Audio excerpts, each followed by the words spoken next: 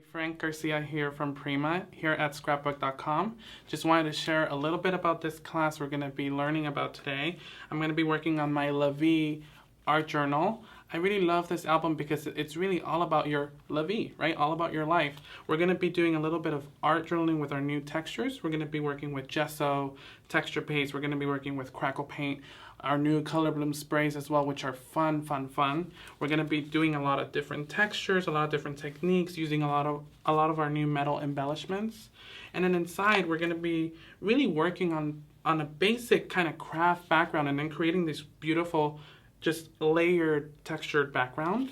We're also going to be creating two beautiful art journal pages with tons of metals, some stenciling, lots of little fun details, and a lot of layered metals. So I really hope you guys can join me. This is a really fun class you don't want to miss. So we're going to get started on this La Vie Art Journal. And I have to say, out of all of my projects, my La Vie series is always the most popular. I really feel people love preserving their memories from their life. This is the perfect journal for you to just document all of those special moments in your life. We're going to be creating a fun art journal page as well. So I want to get started on this class here right away. We're going to be needing a vintage vanity art journal here by Prima. This is a really cool album because not only does it have the craft pages inside, but it also has pattern paper. Let me show you really quick.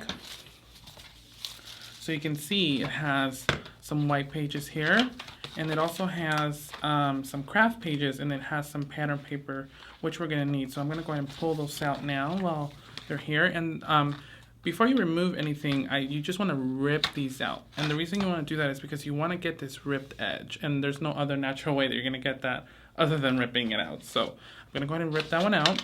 I'm also going to need another one from here. This one here, maybe like that. And this beautiful map, I'm going to go ahead and take that one out. Now once I have these out, I'm going to put these aside. We're not going to need them right now. And then I'm going to go ahead and pull the book apart. Really easy. I'm going to remove this protector here. And then I'm going to go ahead and close it. And I'm going to go ahead and open the rings up. And these rings open up really easy. They're very flexible, so you don't have to strain. Gonna need the back cover here, and I'm also gonna need the front cover. So I'm just gonna carefully pull these rings apart. Make sure you save them because you're gonna need them. I'm gonna take this one out here. And you wanna save all of your inside pages for now, okay? We're not gonna need them right away, so I'm just gonna put them down. And we're going to need our two covers. Now I like to work on these side by side. I like to kind of just put them down like that so I know what I'm working on. Okay, and I can see what the final thing is going to be because I could just kind of close it down like this. I'm going to take some heavy gesso from our Art Basics line. I'm going to go ahead and open this up. And I'm going to take a regular brush here and I'm going to go ahead and give this a quick coat of gesso. And heavy gesso goes a long way, so you really don't need a whole lot.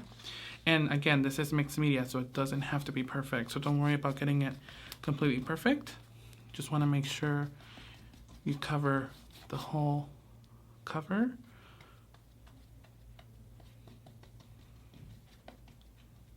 And as you know, gesso is a primer, but we use it in mixed media for a great surface. It provides a really nice tooth.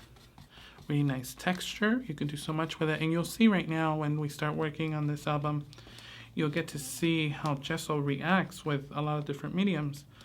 We're going to be using some color bloom sprays as well.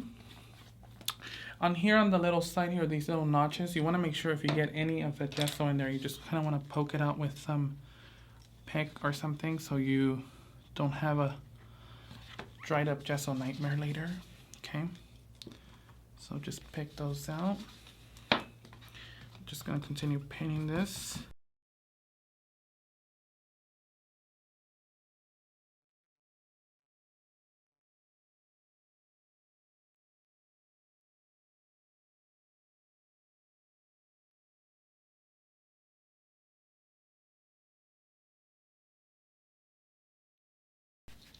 And don't worry about if you get it on the knob, it just rubs off because it's metal. So you don't have to worry about it if you get it on there.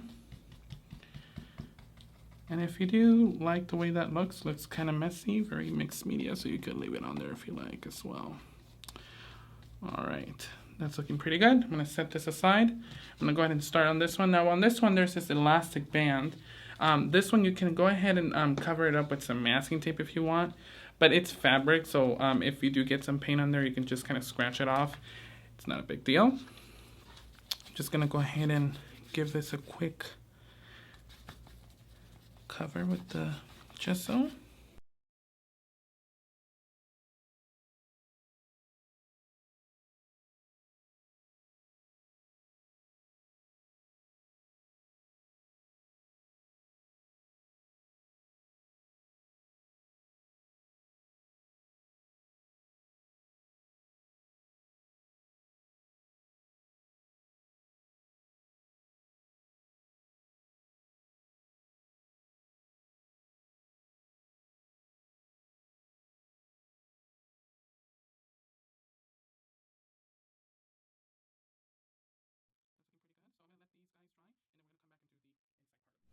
All right, so we applied our gesso on our journal, front and back on both of them. Again, doesn't have to be perfect, don't worry about it. It's mixed media, so it's okay. So now I'm gonna go ahead and grab my modeling paste. This is modeling paste by Prima Art Basics. It's a matte finish, so it's gonna give us a nice surface to work on. So now that our gesso's been put on, I'm gonna take a stencil. This is our checker stencil. And I'm gonna go ahead and apply this on both covers. I'm just gonna take a little bit of this and I'm just gonna spread it on here. Okay, that again doesn't have to be perfect, just as long as you get it on there. And you don't wanna apply any of this in the center here because we're gonna put some embellishments on there and we wanna have a nice flat surface. So I'm only gonna apply it on the top here. I'm gonna just lift this up carefully. I'm gonna put some down here at the bottom corner.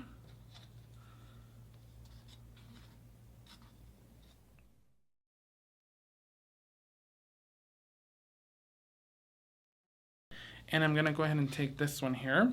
And since this one's gonna go flat on a, you know, when you put it down on your table or whatever, it doesn't matter if you put it all over. So I'm just gonna go from one corner to the other, just kind of diagonally. So I'm gonna apply some more modeling paste. And this modeling paste is very flexible. You can use it with other mediums even. You can actually mix in some of our glitters. You can also mix in some acrylic paint and make your own custom colored modeling paste, which is really cool. You can use it with some alcohol inks as well to make your custom colored modeling paste. And it dries like a hard surface, so it's nice.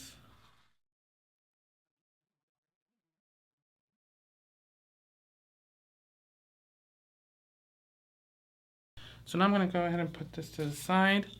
I'm just gonna go ahead and wipe off some of that excess with my finger. Okay, some over here. Just gonna wipe off my palette knife.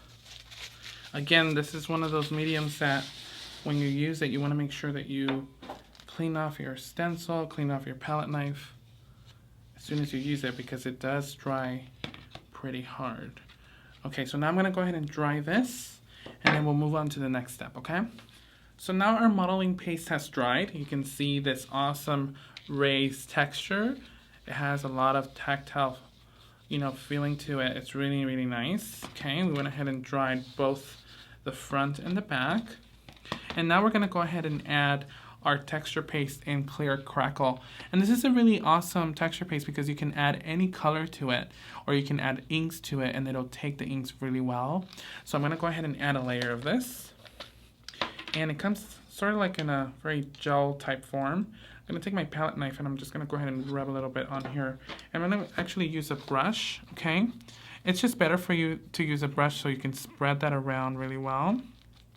I'm gonna go all over the front cover with this texture paste. And you wanna kind of create a thin layer. Okay, so if you have a little bit of extra paste there, just pass it on over to the back cover. And I'm just gonna spread this really, really well. And don't worry if you get it into the little notches, we'll go ahead and clean those out later. Just make sure you kind of get the whole album cover.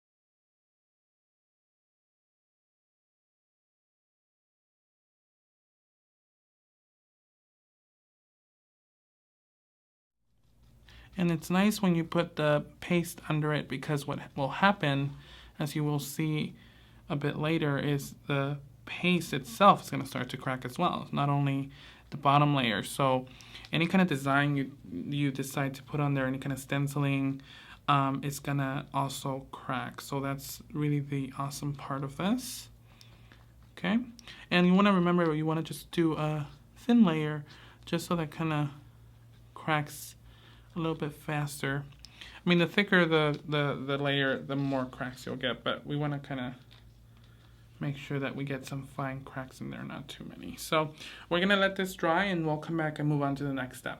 Now our book is nice and dry, but just to make sure, we're going to go ahead and use our heat tool to just make sure it's completely dry. I'm just going to go ahead and run it all throughout the book. Once it's dry, I'm going to go ahead and ink it with a little bit of vintage photo distress ink. I just like to reveal some of those cracks. As you can see up close here, you can see the cracks all over the book. And I'm just going to go ahead and rub my tool all around the edges, making sure all those cracks are nicely revealed.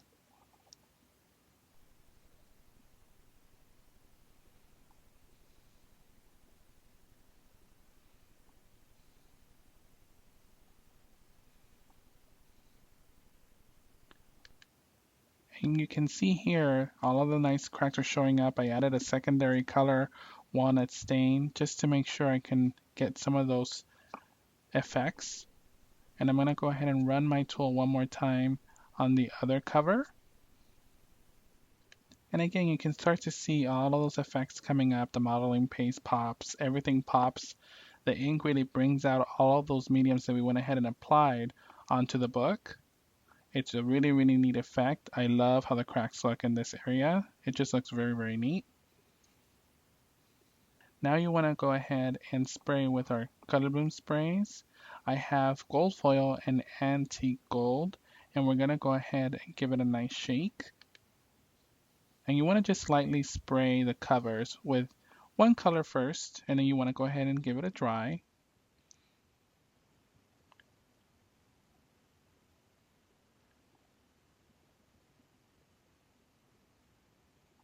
And then I'm going to go ahead and give it a spray with the second color. And you can see what a neat effect that gives you. It just looks so nice and shimmery.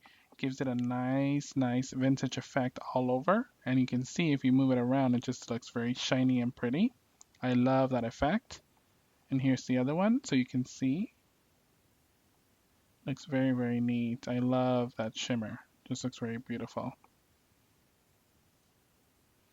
Now I'm going to go ahead and get all the edges with my distress tool. I'm going to ink all of those edges to make sure that there's no white showing.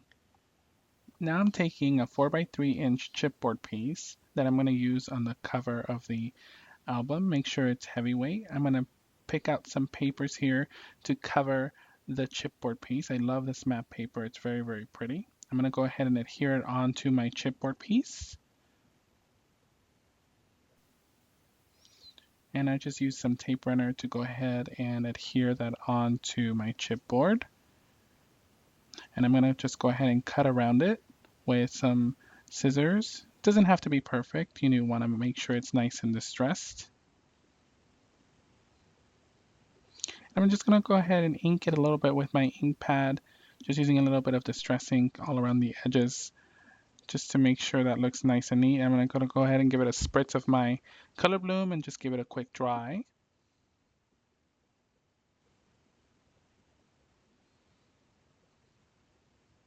And this is how it looks. It looks very neat, and it just really makes it look vintage and old.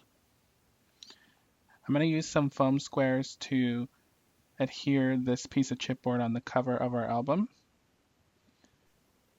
And next I'm going to take a nice manila tag. I'm just going to cut off about, an inch, inch and a half off the bottom, maybe about 2 inches. And I'm going to go ahead and also cover it with some paper. I have this really neat kind of newsprint paper. I'm going to go ahead and use my tape runner to cover that. And I'm just going to go ahead and cut around it. And again, I'm going to go ahead and ink it with my vintage photo distress ink just around the edges, just to give it a nice vintage feel. I mean, the newsprint is already beautiful the way it is, but it's nice to add that vintage feel to it.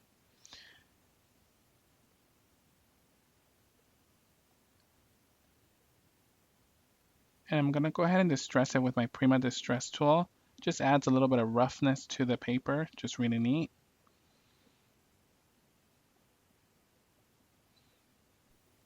And then I'm going to just go ahead and punch out that hole there with my scissors.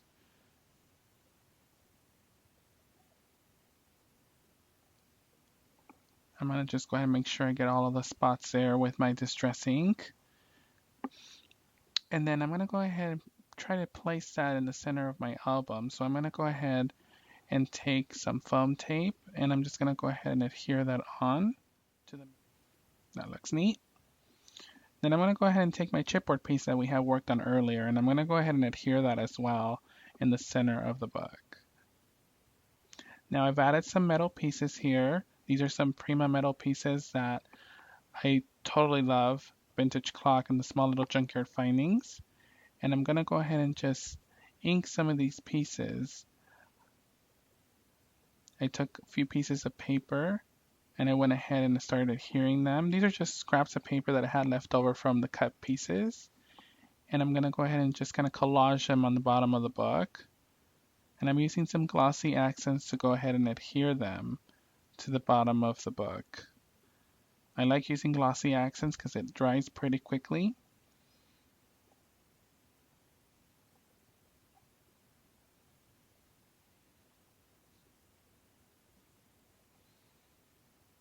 I'm just going to take some more of these vintage trinkets from Finnebear's line, and I'm going to go ahead and pick out a few that I like.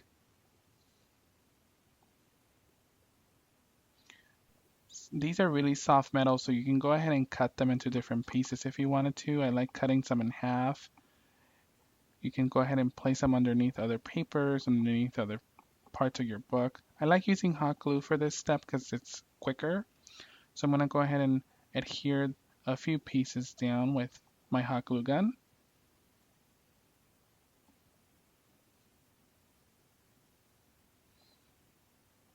And there's no right or wrong way to do this. It's just very, very simple, very easy. It's mixed media after all, so you can see that all of the pieces just go very well together and they work very great together. You can see that all of the metals look great. They're all vintage. They're all in the same color scheme, so you can go ahead and put them anywhere you like. And again, I like cutting these pieces down. Some of them don't need to be cut, like this one's perfect the way it is. I'm just going to place another one up here. And I think it looks great the way it looks. Then I have this trinket with a pebble. And I'm just going to go ahead and remove this tie. And I'm going to go ahead and place the pebble in the center of this trinket. I'm just going to grab a scrap piece of paper or any paper that I find interesting. I like this map. And I'm going to go ahead and adhere the pebble to the paper with some glossy accents. I'm going to make sure I rub that glossy accents on there just to make sure there's no excess. And then I'm going to go ahead and cut around it. And I want to make sure that it's nicely adhered. And then I'm going to go ahead and adhere it to my trinket.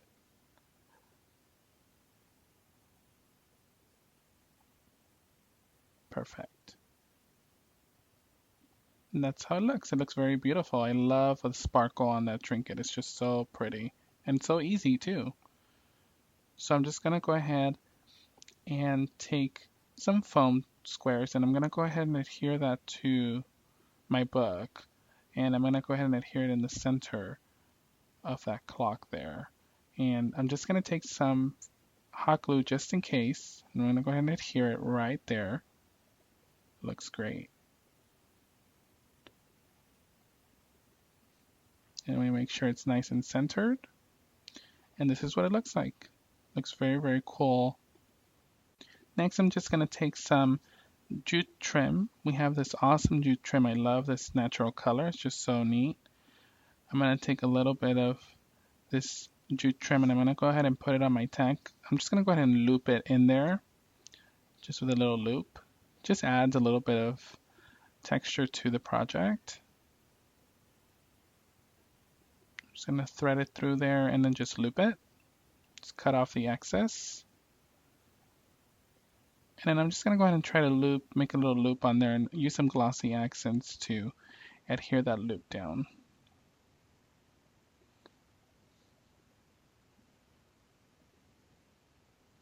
And again, I'm just going to cut off a little bit of excess there, and that's how that looks. Then we have our really beautiful Satan crystals. I love these gems. They're so pretty. They're faceted. So I'm going to pick out a few and adhere them all over the book. Just add a little bit of extra sparkle on there. You can see how pretty that looks.